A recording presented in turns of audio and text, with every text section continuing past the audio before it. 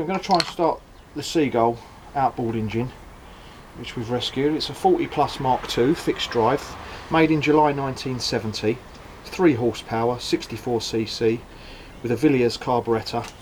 It was made with a 10:1 mix of petrol. I've converted it to 25:1, so it's cheaper to run. I'm going to wrap round the starting cable. I've already primed it by pushing that down. A little bit of choke, a little bit of throttle, and let's see if it will go. Okay, give it another one. It's water cooled, so you've got to have it. Okay. Right, nearly. Hasn't started for years. Let's give it another go, and this time we're going to turn the choke off. Hopefully it will go.